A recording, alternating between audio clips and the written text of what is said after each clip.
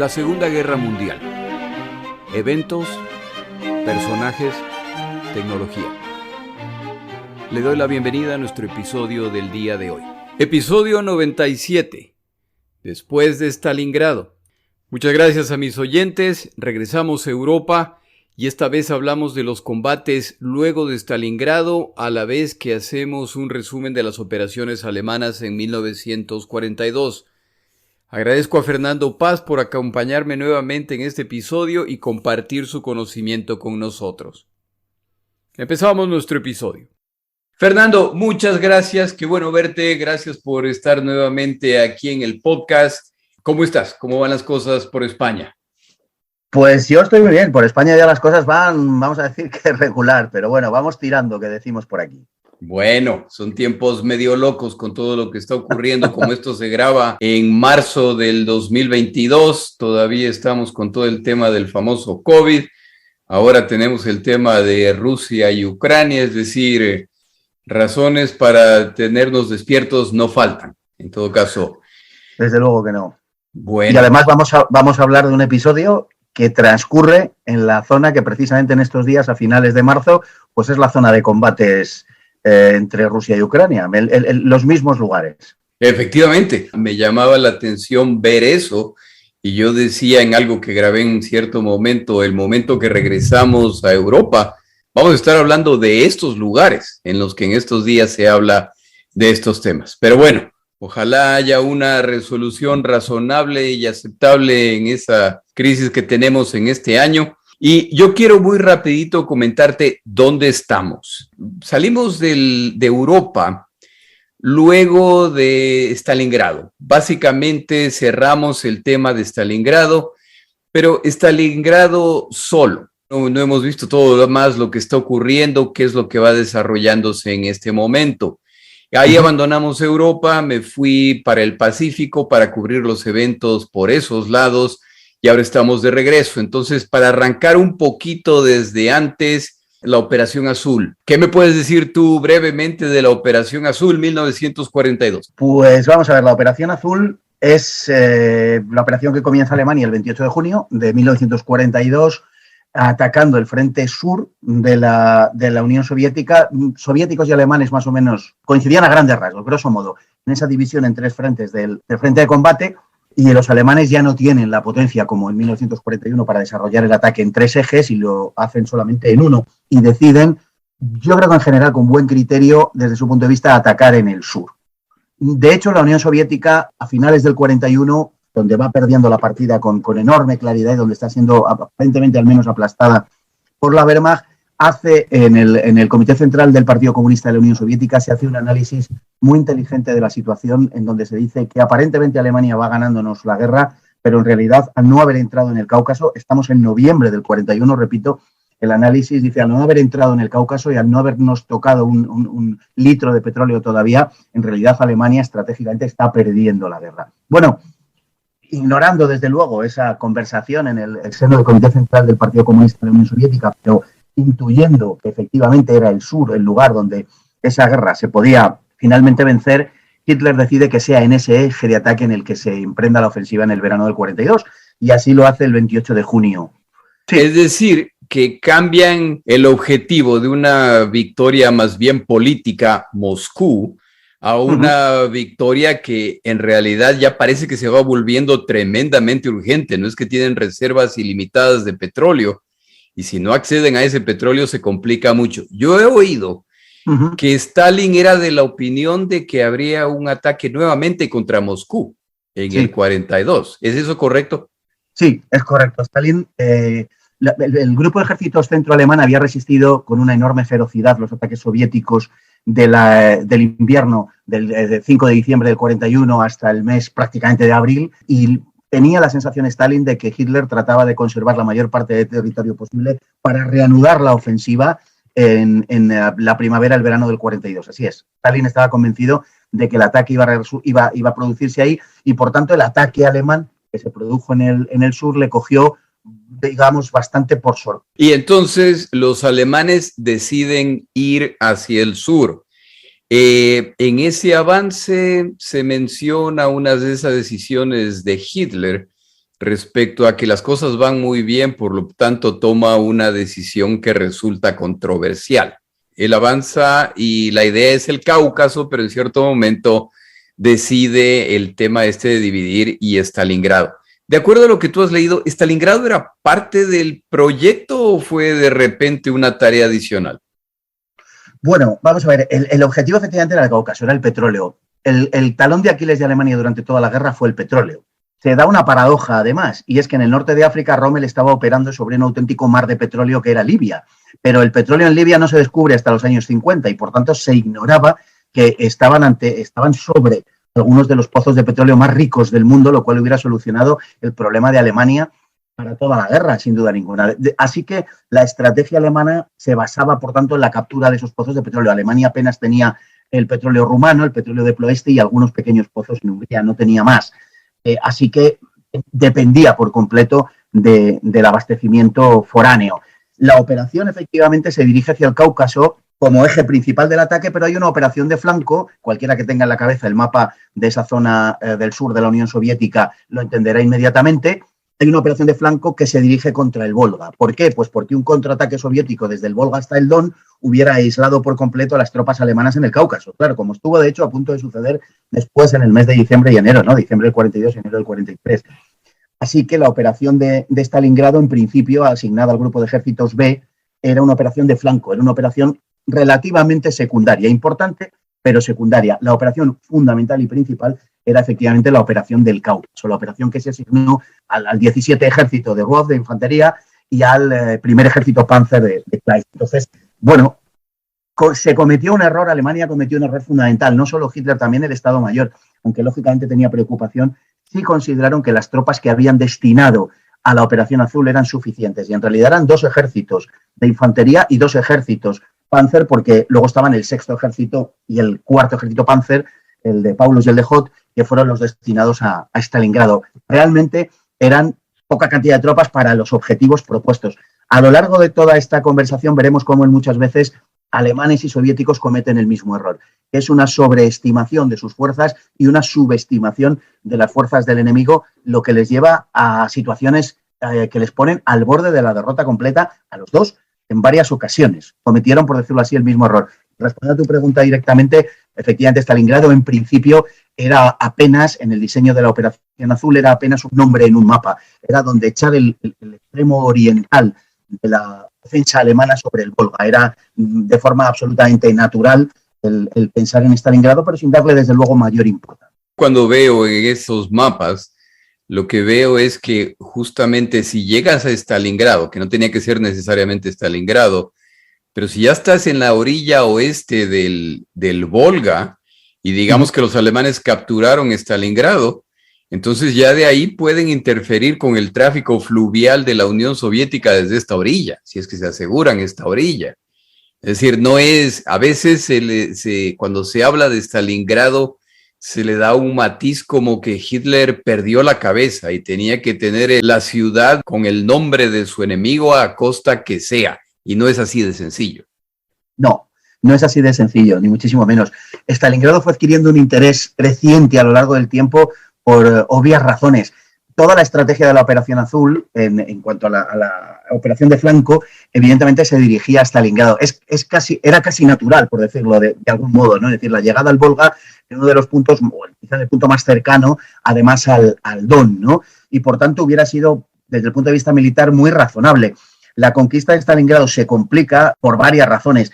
En primer lugar, los avances alemanes al principio de la Operación Azul fueron muy rápidos, fueron fulgurantes y recordaban a los del verano del 41, con una diferencia que debía haber hecho, en fin, encenderse las luces de alarma a los alemanes. Y es que la cantidad de prisioneros que tomaban era muy baja. En un mes tomaron 90.000 prisioneros nada más, lo que contrastaba enormemente con las cifras de cientos de miles que conseguían en el verano del 41.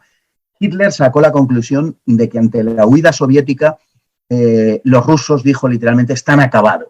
Y en Rusia había también una sensación un poco parecida. Hubo una resistencia que tiene un notable interés, que es la de Voronezh, el 6 de julio, comienzos de julio del 41, en donde a los alemanes les costó mucho tomar la ciudad, finalmente la toman, pero tropas blindadas tienen que esperar a la llegada de la infantería para retomar el avance. Posteriormente, Hitler se quejaría amargamente de esas malditas 48 horas de Voronezh. Decía, él interpretaba habían sido las que le habían costado la campaña del 42.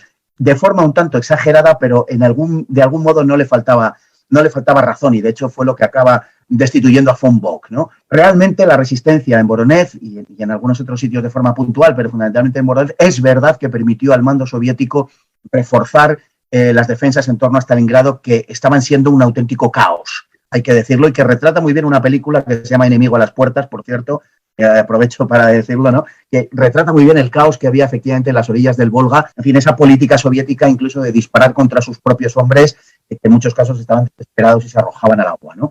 Bueno, es verdad que en la Operación Azul se perdió ese tiempo, y también se perdió tiempo a la hora de flanquear, digamos, de flanquear la puerta de Rostov y bajar hacia Krasnodar, hacia el Kubán, y llegar hacia el Terek en agosto-septiembre del 42, lo que supuso un avance alemán verdaderamente notable en el Cáucaso.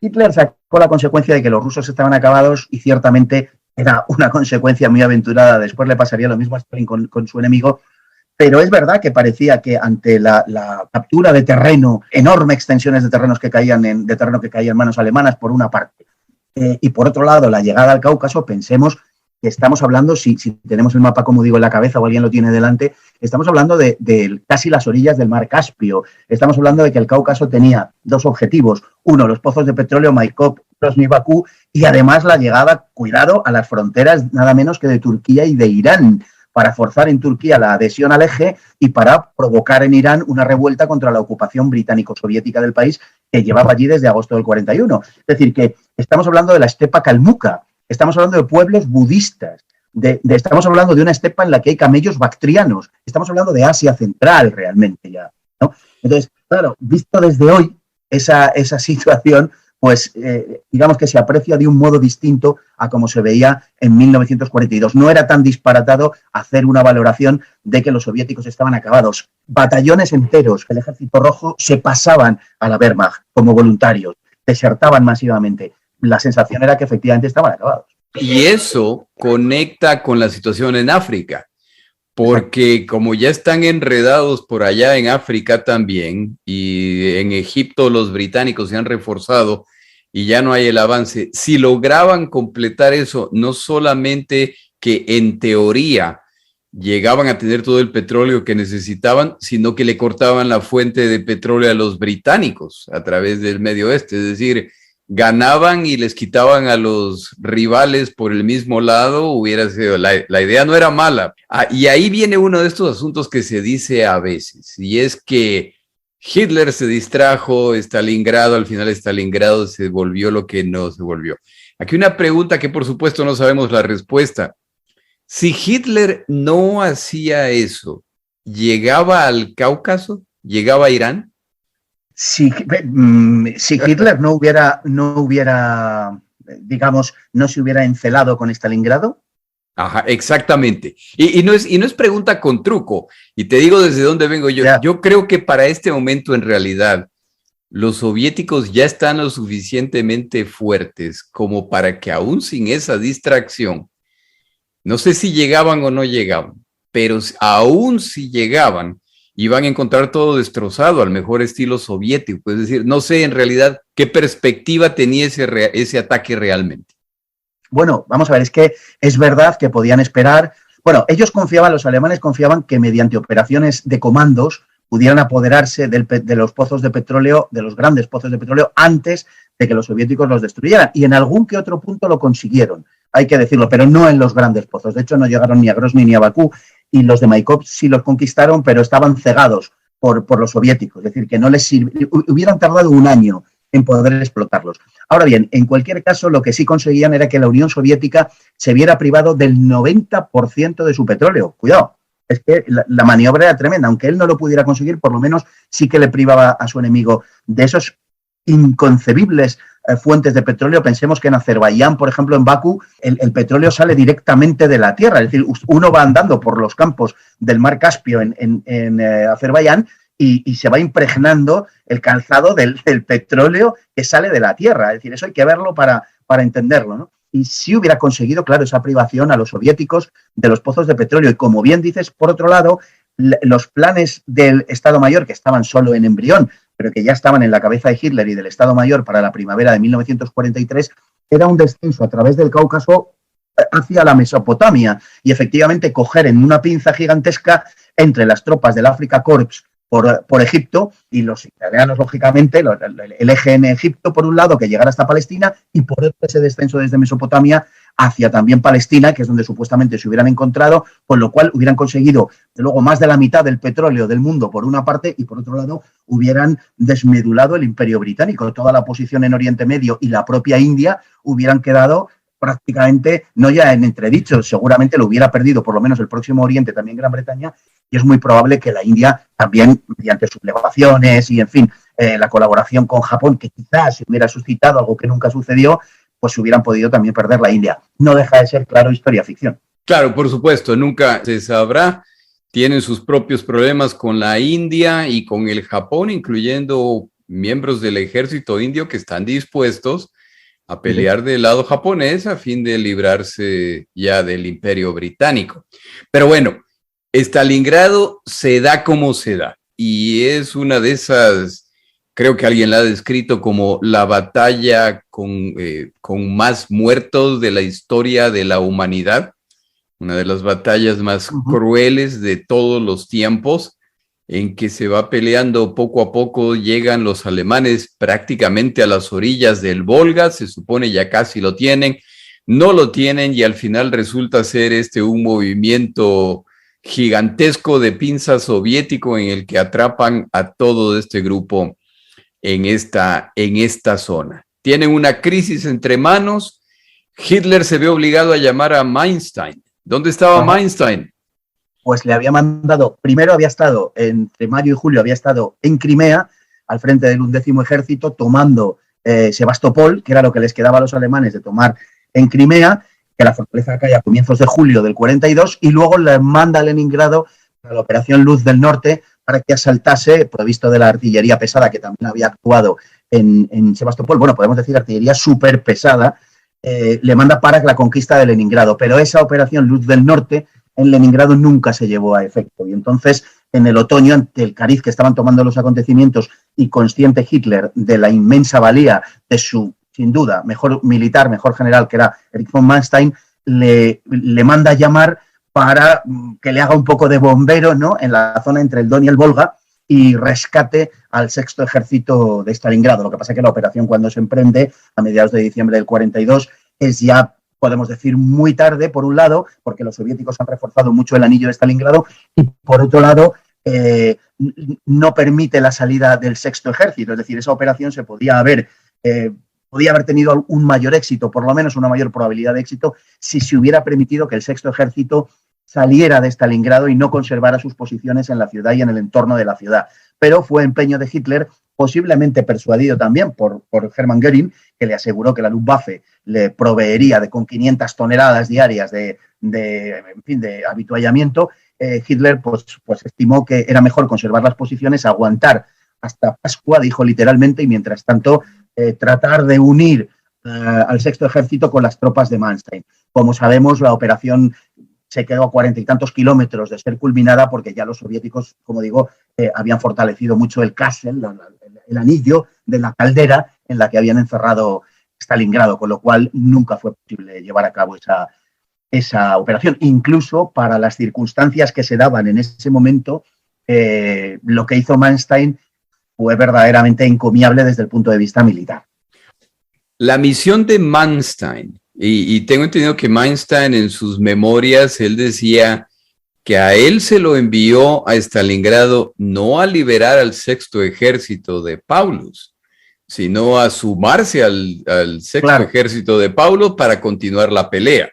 Claro. Manstein también, tengo entendido, dice que él incluso contactó a Paulus y le dijo: desobedece, porque ahí ustedes no salen, y si nos metemos tampoco salimos, desobedece y vente para acá.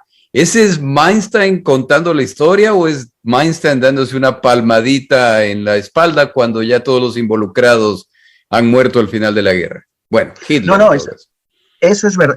Bueno, las dos cosas son verdad. Lo segundo que has dicho es cierto, que fue una actitud de muchos militares alemanes, era muy fácil culpar a Hitler de todos los errores y por contra ellos salían muy guapos en la foto, ¿no? Es decir, pues nosotros nunca nos equivocamos y todos los errores fueron de Hitler. Evidentemente eso no es así. Pero tienes también razón en lo primero que has dicho. No era tanto un intento de salvación del sexto ejército, porque si así hubiera sido, se hubiera permitido que el sexto ejército se moviese hacia Occidente y saliera, por tanto, del Kassel, sino que era un intento de enlazar las dos fuerzas militares formando un solo anillo, por decir así. Entonces, era que Manstein debería haber ingresado en ese cerco de Stalingrado realmente. Eso sí, lógicamente, abriendo un pasillo amplio que les conectara con la posición más al oeste, pero claro, ¿qué garantías había de que los soviéticos, en un momento además en que los rumanos y los italianos se han venido abajo, de que los soviéticos no iban a cerrar en un momento dado ese pasillo? Es decir, que alimentar el número de cercados en Stalingrado no era una solución en absoluto, porque incluso con las tropas que había ya era muy difícil sobrevivir, por ejemplo, por la falta de alimentos y medicinas. Así que no hubiera sido verdaderamente una solución. Sí lo hubiera sido que Paulus hubiera podido salir abandonando la posición de Stalingrado, hubiera podido salir y contactar con Manstein, pero donde estaba Manstein, es decir, que Paulus se moviera hacia donde Manstein y no Manstein se moviera hacia donde Paulus. Solamente para aclarar un término que tú utilizabas, hablabas de la caldera. Este es uno de los términos alemanes de su forma de guerra, es decir, la creación de una caldera, que es la idea de llegar a rodear al enemigo completamente y de ahí atacar para el centro, para destruir todas las tropas atrapadas ahí. En Stalingrado son los soviéticos los que le hacen una caldera magnífica a los alemanes y se la aplican hasta consumirlos completamente. Me parece que ese es un magnífico punto para empezar el tema con el que tú nos ayudas esta tarde muy amablemente. El desastre de Stalingrado ya se ha producido. Para finales del año 1942 ya va quedando claro que no van a salir, que no los van a sacar. Hitler decide que se peleará hasta la muerte, el mismo Paulus es ascendido y se le da la referencia histórica, no sé si se la dieron, pero al menos existe la referencia histórica de que un mariscal de campo alemán nunca se ha rendido, es decir, la indirecta es bastante clara, te extrañaremos, pero es hora de morir, y eso no ocurre así. Manstein viene a sumarse y queda claro que no solamente que no van a poder sacarlos de ahí, sino que si no hacen unos movimientos, aún la fuerza de Manstein podría ser rodeada como resultado del tamaño de la fuerza soviética. Arrancamos desde ahí. ¿Qué pasa entonces? Bueno, pasa que Manstein tiene que retirarse hacia la zona del Don. Pasa que Paulus se rinde el 31 de enero y la bolsa sur de Stalingrado es destruida, rinde también finalmente el 2 de febrero, y a partir de ahí se precipitan una serie de acontecimientos producto de la operación, de la gigantesca operación soviética que se lleva a cabo sobre el frente sur. Aquí yo creo que habría que decir una cosa, que habría que hacer una explicación previa. Por ser didácticos, digo, lo que sucede a comienzos de 1943, de la misma manera que Hitler había querido ganar la guerra en el frente sur en 1942, forzando una determinada situación con respecto al petróleo y todo lo que hemos dicho, Stalin pretende lo mismo, concibe un plan verdaderamente grandioso en 1943 para derrotar militarmente a Alemania. Él cree, como Hitler en el verano del 42, que las pérdidas de los alemanes en el frente sur son ingentes, son brutales. El sexto ejército, una gran parte del cuarto ejército Panzer, el octavo ejército italiano se ha deshecho, el segundo ejército húngaro pronto lo será y está muy maltrecho, el tercer y cuarto ejército rumanos también han desaparecido. A los efectos prácticos, Rumanía, las tropas rumanas ya no existen, los italianos no volverán ya por el frente oriental. En definitiva, la catástrofe parece completa, el sexto ejército, por supuesto, ha desaparecido. Y entonces Stalin concibe una operación gigantesca en los tres frentes al mismo tiempo. Es decir, en enero de 1943, podemos establecer este tiempo y dividirlo en dos. El tiempo que ocupa de enero a marzo, incluidos los 3 meses, es una época, digamos, de la primavera, del invierno del 43 muy activa, y luego llevan abril, mayo y junio, que son meses en los que la actividad es muy poca. Se concentran tanto alemanes como soviéticos en lo que luego será la Operación Ciudadela, la batalla de Kursk. Bueno, La segunda parte tiene mucho menos interés, abril, mayo y junio, por eso, porque no hay grandes operaciones, hay una preparación para Kursk y entraría más bien en la parte de la batalla de Kursk. Pero los meses de enero, febrero y marzo sí son meses de una gran actividad. Y digo que hecha esta división del espacio, digamos, de la primavera del 43 en dos partes, y ocupándonos de la primera, habría que señalar la existencia de tres ejes fundamentales. El eje norte, en Leningrado. En Leningrado se abre un boquete, digamos, los soviéticos, pues la ofensiva soviética que consigue pues que el frente se rompa en unos 10 kilómetros y destruir el asedio, romper el asedio de alguna manera. Es verdad que nunca había estado completamente asediada Leningrado porque había existido la carretera de la vida, pero que era un debilísimo cordón umbilical a través del lago Ladoga, ¿no? En el sentido práctico, podemos decir que Leningrado había estado, en lo práctico, cercado durante 1941 y buena parte del 42. Ahora se abre ese pasillo de unos 10 kilómetros. No se trata, digamos, de una operación local, sino que se trata de una gran operación que ha planeado Stalin para terminar con el grupo de ejércitos norte. Se trata de sumar el frente del Volhov y el frente de Leningrado en una única operación, la operación Estrella Polar, a expulsar a los alemanes de alrededor de Leningrado y les va a llevar hasta las repúblicas bálticas, y en los planes soviéticos, en los planes del Estado Mayor de la Stavka, lo que se prevé es una destrucción de 2/3 partes del grupo de ejércitos norte. Es decir, que la operación es verdaderamente de unas dimensiones colosales.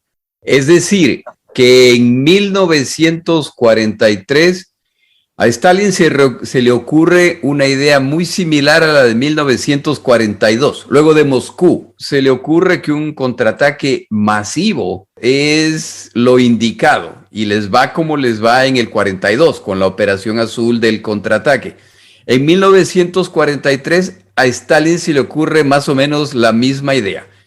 Eso es, y de hecho, o sea, los lleva a cabo. Lo que pasa es que tenemos que tener en cuenta una cosa también, y es que hemos ido conociendo el lado soviético de todas estas batallas, digamos, con mucha más dificultad que el lado alemán. Por razones del cierre de la Unión Soviética resultaba muy difícil acceder a los archivos y, por lo tanto, casi todas las historias estaban vistas desde el lado alemán.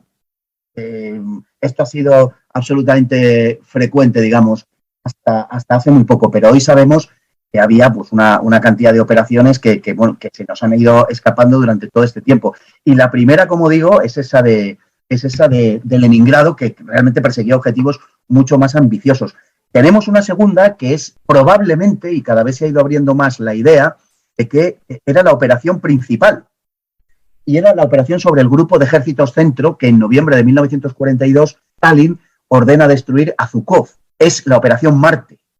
Esa operación Marte tiene hasta 5 batallas distintas, las batallas de Reserve, en donde, verdaderamente los enfrentamientos son brutales y que terminará con la llamada quinta batalla de Reserve, que en realidad no es una batalla como tal, sino que es una evacuación por parte de los alemanes en marzo y abril del 43 de una serie de posiciones que luego a su vez darían lugar a conformar el saliente de Kursk. Ha sido una operación Marte que había sido diseñada como algo más, como mucho más que una operación diversiva, que es como se había venido explicando hasta ahora, una operación diversiva de la operación principal, que sería la del sur, la operación de Stalingrado. Y realmente no es así. Hoy estamos cada vez más seguros de que se trataba del verdadero esfuerzo de guerra soviético por destruir todo el frente enemigo.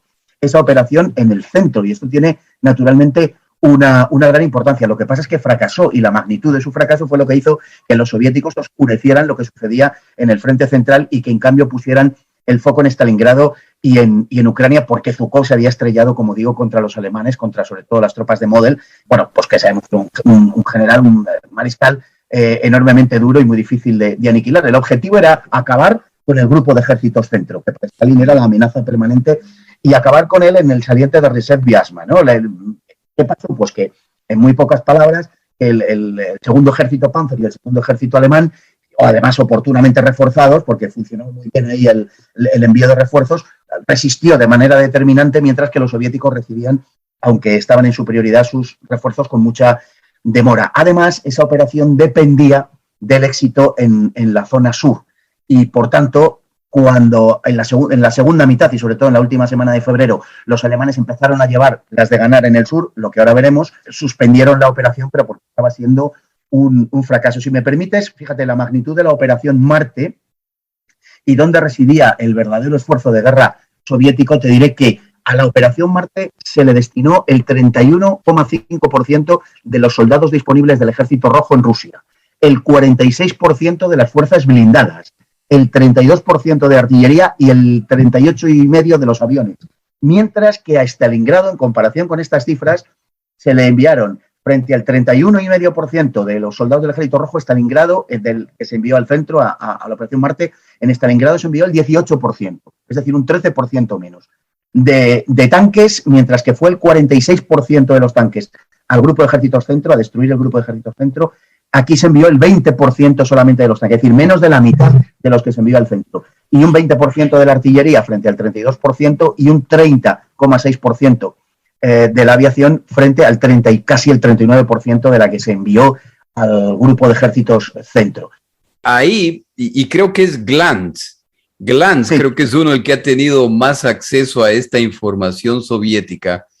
Y él es uno de los que dice eso, que como el secretismo, no solamente entre los soviéticos, entre todos, pero principalmente entre los soviéticos, el secretismo va a existir después de esta guerra. Eso no se menciona. Y en estos tiempos de estos triunfos soviéticos y todo lo demás, la Operación Marte recibe una atención mucho más pequeña, entre otras cosas, porque en 1943 los soviéticos vuelven a tener un desastre en esta Operación Marte. Pero el interés está en otros lados, porque en otros lados como que les está yendo mejor. Así es, exactamente. Es decir, de las tres grandes operaciones, de los tres grandes frentes, la Operación Estrella Polar en el norte fracasa, la Operación Marte fracasa y además los alemanes finalmente se retiran en muy buen orden y salvaguardando su equipo, lo cual, claro, es un desastre para los soviéticos.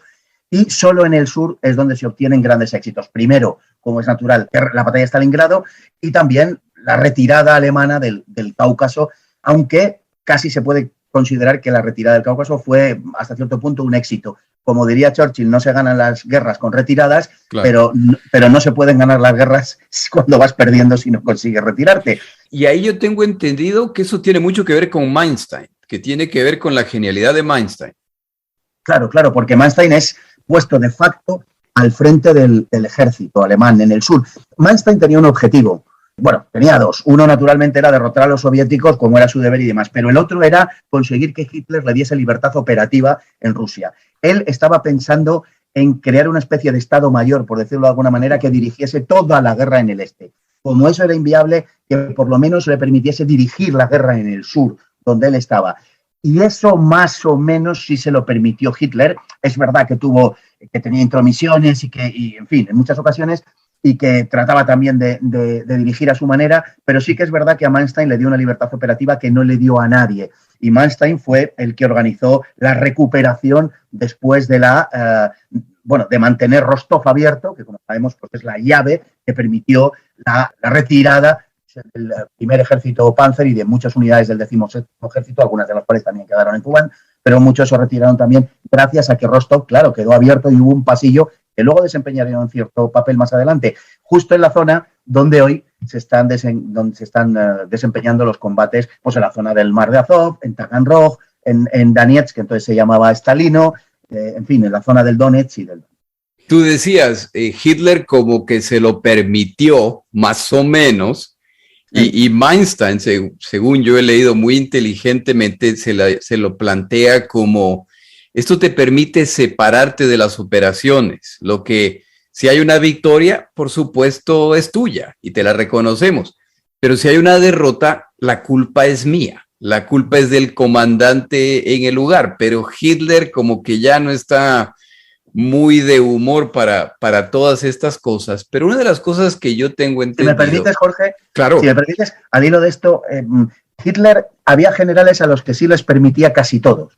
Uno de ellos era Manstein y otro de ellos era Model. Cuando él se reúne con Manstein en Ucrania el 6 de febrero, él le reconoce a Manstein que la derrota en Stalingrado en gran medida se le debe a él, a Hitler. Uh-huh. Y él le dice que podría argumentar, hizo un caso a Goering que no debería haber hecho, pero que él eso en público no lo va a decir jamás porque al fin de cuentas Goering es su sucesor y no le puede desacreditar. Por tanto, está permitiendo que la gente crea que la única culpa es del propio Hitler, ¿no? Pero efectivamente lo que planteas de Manstein, él le sugiere lo que tú acabas de decir, dejar a Hitler al margen de las posibles derrotas que se puedan producir y en cambio, bueno, pues y a cambio pues ser él quien se sacrifique. Lo que pasa es que Hitler, que lo hubiera permitido seguramente en el plano militar, había algo en lo que él insistía mucho y que no le faltaba una cierta razón, y era en que él era el único que tenía una visión de conjunto. Cuando el ejército opera, decía Hitler, no solamente estoy pendiente de las operaciones militares, sino de las repercusiones económicas y políticas.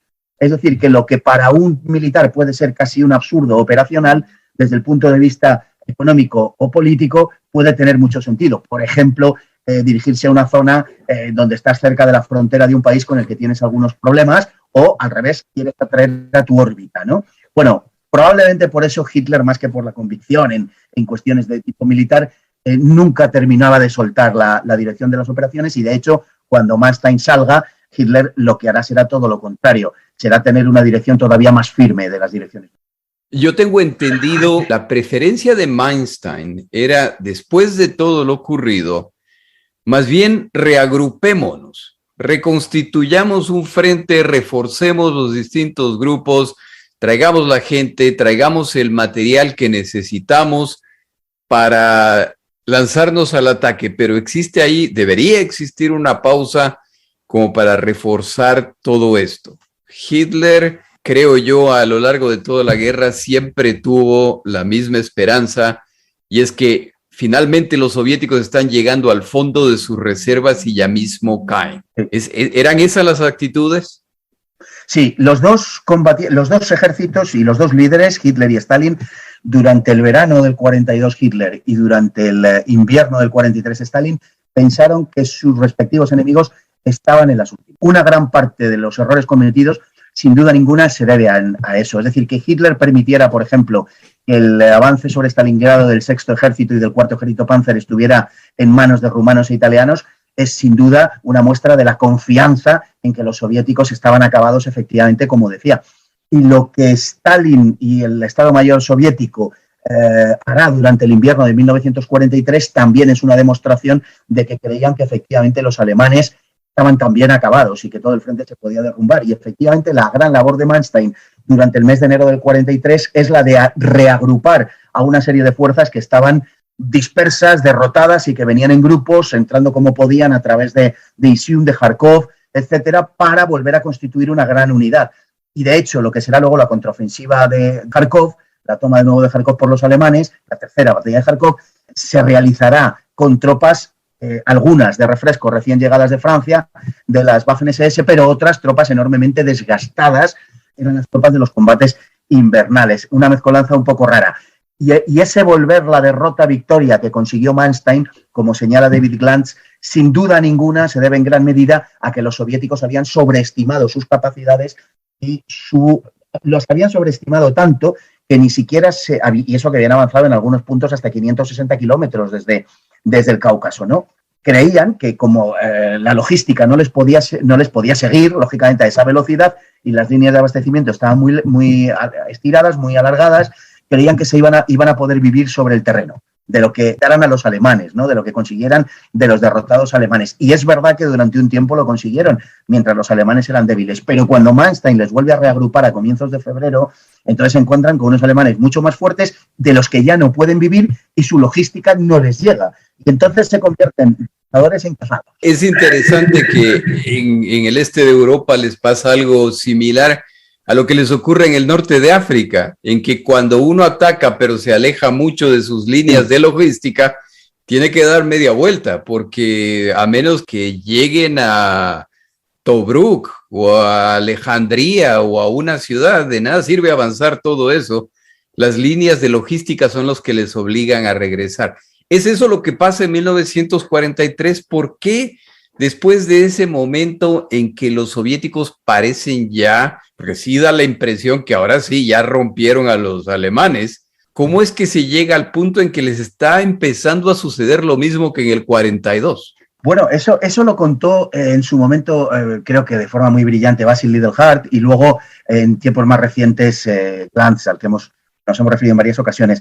Es efectivamente que llega un momento, y has puesto muy bien el ejemplo del norte de África, donde sucede algo muy parecido. Claro, si no hay ciudades en la costa que puedan servir como puntos de desembarco de la logística propia, pues entonces no sirve de nada avanzar 700 kilómetros, no has conseguido más que arena, ¿no? Pues esto pasa un poco lo mismo en Rusia. Si no tienes la capacidad de que la logística te siga a un ritmo aceptable, llega un momento en que te quedas sin repuestos para las armas, para los tanques, no digamos de munición, de alimentos, incluso pensamos que estamos en un invierno excepcionalmente crudo también, en el mes de enero, de febrero, donde necesitas también ropa adecuada, calzado adecuado, etcétera. Es decir, que te encuentras tremendamente disminuido. Hay un caso, por ejemplo, el más característico de este momento, de enero, febrero del 43, que es el del grupo Popov, ¿no? Del general Popov, que se internó él solo con un nutrido grupo de blindados en origen.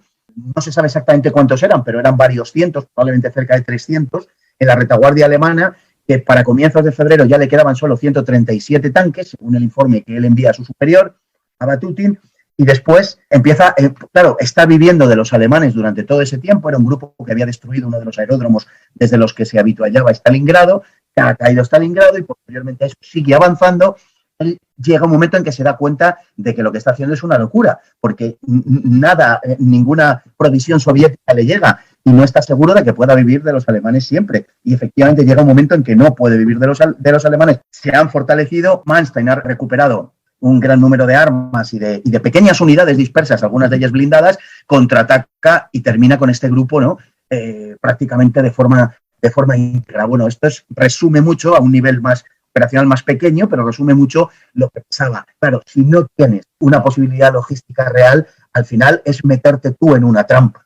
Entonces aquí llegamos a las zonas en las que lamentablemente en marzo del 2022 se sigue peleando ahí mismo, pero esta vez son ucranianos contra rusos los que combaten en esos días. ¿Qué pasa? ¿Cómo es que empieza? Porque todo esto va a desencadenar en la operación Ciudadela, en la batalla de Kursk. ¿Cuál es el proceso que se da para que se vaya construyendo esa saliente? Bueno, ese saliente es el fruto, por una parte, de las batallas en el frente central del invierno, de esa operación Marte a la que aludíamos y de la operación Búfalo, de la evacuación alemana, en la zona de Orel. Recordemos que el saliente de Kursk está en medio está la ciudad de Kursk, que le da nombre, y al norte está Orel y al sur está Belgorod. La parte de Kursk es una reconquista en ese momento por parte de los soviéticos, en el invierno del 43, en febrero, y Orel y Belgorod, Orel en el norte es el fruto de la resistencia alemana del grupo de ejércitos centro, y Belgorod lo tomarán los alemanes después de la conquista de Kharkov, el 15 de marzo.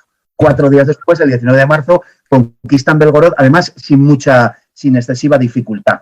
Y digamos entonces que el saliente de Kursk es una zona donde toman contacto, por un lado, el grupo de ejércitos centro alemán y el grupo de ejércitos sur. De hecho, las dos pinzas de ataque serán en el norte Model y en el sur von Manstein. Ahora, y creo que merece una mención especial la ciudad de Kharkov. Me pongo a pensar desde el punto de vista de los civiles.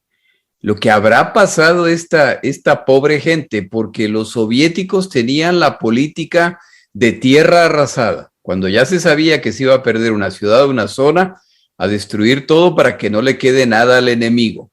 Los alemanes ingresan y en el momento que se tienen que retirar, hacen lo mismo. Y esta pobre ciudad de Kharkov cambia de manos 4 veces en la guerra. Así es, 4 veces. Es una de las ciudades que podemos llamar mártires de la guerra, junto a otras como Varsovia, por ejemplo, ¿no?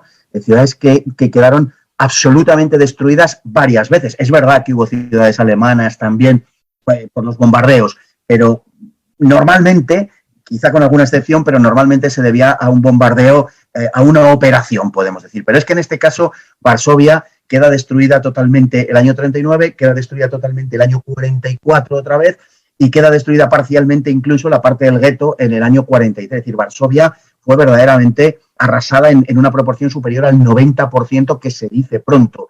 Y el caso de Kharkov, 3/4 de lo mismo. Hay 4 batallas de Kharkov, y la ciudad quedó efectivamente destruida, fue parcialmente reconstruida por unos y por otros según la conquistaban. La conquista soviética de febrero del 43, claro, no le dio tiempo a nada, porque justo un mes después, el 15 de febrero la toman y el 15 de marzo la vuelven a recuperar los alemanes, no dio tiempo a nada, Y bueno, el estado de los civiles pues lo relata bastante bien. Hay que entender también que tenía un tanto de propaganda partidista, pero lo relata muy bien Alexander Werth en su libro Rusia en la guerra, ¿no? Cuando en el segundo tomo uno de los puntos focales de su atención son los civiles precisamente de Kharkov, que cuentan cómo les ha ido con la ocupación alemana. Y bueno, pues a algunos, a los colaboracionistas les ha ido mejor y lógicamente a los que no lo eran les había ido peor. Por supuesto, los judíos desaparecieron por completo de la ciudad y la parte de población que quedó pues fue muy, muy poca con respecto a la que era la cuarta ciudad, no nos olvidemos, de la Unión Soviética, y hay quien asegura que era la tercera, que estaba por encima de Kiev en población. Parece ser que el último censo, es una estimación, pero parece ser que el último censo daba una mayor incluso cantidad de gente, por muy poquito, pero de gente en Kharkov que en Kiev. Es decir, que después de Moscú y Leningrado era seguramente la tercera ciudad de la Unión Soviética y quedó absolutamente destruida como la palma de la mano.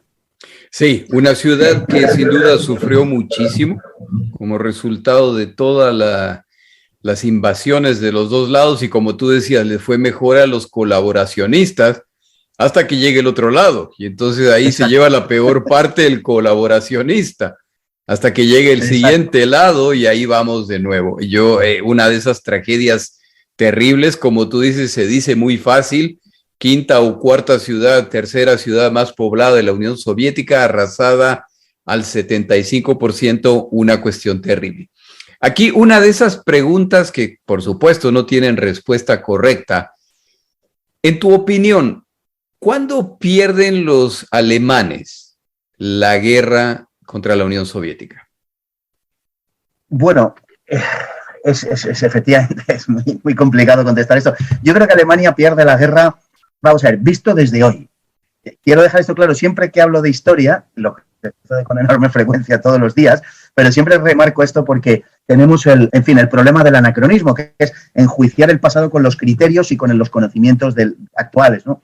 Pero bueno, no nos queda, tenemos que aplicar los conocimientos actuales, lógicamente. Visto desde hoy, Alemania no puede ganar la guerra y la tiene virtualmente perdida desde diciembre del 41. La contraofensiva soviética en Moscú es una muestra evidente de que la Unión Soviética no está ni mucho menos acabada, de que ya Alemania no va a poder forzar una derrota de la Unión Soviética, esto ya no se va a producir. La entrada de Estados Unidos en la guerra, digamos que abunda en el mismo sentido, con Estados Unidos, la Unión Soviética y el Imperio Británico prácticamente intactos, no va a poder Alemania ganar la guerra. Y sí que creo que a lo largo del año 42 podía haber tenido una oportunidad de ganar la guerra si le hubiera buscado una salida diplomática, no pactando con Occidente, sino pactando con la Unión Soviética. Nadie pacta con el débil, ni el débil tampoco se sienta a una mesa hasta que no se siente lo suficientemente fuerte para negociar, porque si no, indefectiblemente va a perder en la negociación y para eso pues casi prefieres perderlo en la guerra, como es natural, donde todavía puedes recuperarte, ¿no? Pero el año 42, y me atrevería a decir que hasta mediados del 43, hasta Kursk, hay una posibilidad cierta de que Alemania consiga hacer unas tablas en el frente del este y consiga retener una parte del botín que buscaba, ¿no? Que se hubiera quedado con una parte de Ucrania, las tierras más fértiles y ricas de Europa, las tierras negras, las tierras del maíz, las tierras de las grandes huertos.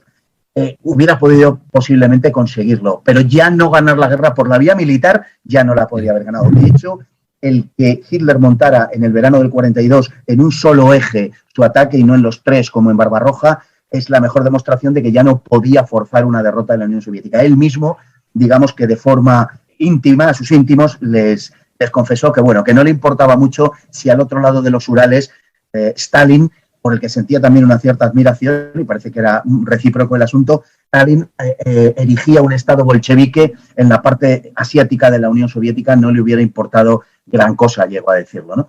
Por lo tanto, yo creo que las tablas hubieran sido razonables hasta el final de la Operación Azul. Una vez que se produce Stalingrado, está claro que Alemania va a perder la guerra, pero, digo, está claro visto desde hoy, va a perder la guerra, pero el horizonte, por un lado, de esa derrota parece muy lejano y, por otro lado, el precio a pagar por los triunfadores parece muy caro. Será Kursk, será la batalla de Kursk la que determine que Alemania, desde luego, va a perder la guerra y, además, no es cuestión de demasiado tiempo. Alemania ya no volverá a montar ninguna ofensiva de alguna entidad en el frente oriental durante el resto de la guerra, se limitará a defenderse mejor o peor, con mayor o menor suerte. En mi opinión, desde luego, lo que es ese tramo entre Stalingrado y Kursk. Pero en la primavera del 43 todavía había una posibilidad de que Alemania, en una especie de mezcla de brillantez militar por un lado y diplomacia, hubiera salido con bien de la guerra. De hecho, la reconquista de Kharkov es por parte del segundo cuerpo de las Waffen-SS, es una muestra de que, correctamente aplicada con una defensa elástica y en manos de un comandante de la altura de von Manstein, a los soviéticos les hubiera sido enormemente complicado vencer a Alemania. Es decir, si resumo lo que tú dices, y lo primero, yo soy menos refinado que tú, así es que yo, de la forma como lo pongo en mi podcast, es 80 años más tarde, todos somos inteligentísimos. 80 años más tarde y con toda la evidencia adelante, todos somos inteligentísimos, pero el verdadero desafío es ponerse en los zapatos y en las mentes de esos individuos en ese momento, con toda la pasión, con todo el terror, con toda la violencia, con todo el odio, y ver sus decisiones y juzgarlas aquí sentadito con mi café es bastante fácil, pero no necesariamente da un resultado afortunado. Tú decías, el 41 ya es muy complicado, y no recuerdo el nombre de este señor, un señor de apellido Todd, si no me equivoco, que es uno de los planificadores alemanes ya en Moscú. Luego de Moscú, se reúne con Hitler y le dice, mira, los números fríos no mienten, ya no se puede ganar esto. Eso es en el 41, finales del 41. Sí, señor, Fritz Todd. Exacto, es decir, el 42 como que sigue esa ilusión, el 43 es donde esto quedará claro. Fernando, yo te agradezco muchísimo, como siempre, eres un profesor, eres una persona muy didáctica. Muchísimas gracias por tu tiempo, muy amable como siempre, y algún momento te vuelvo a molestar si es que tú tienes tiempo. Muchas gracias. En el siguiente episodio cubrimos la batalla de Kursk, una famosa batalla de esta guerra cuyo entendimiento evoluciona a medida que las fuentes originales son abiertas a los historiadores. Nuevamente, muchas gracias a Fernando Paz por habernos acompañado en este episodio. Mi nombre es Jorge Rodríguez, gracias por acompañarme.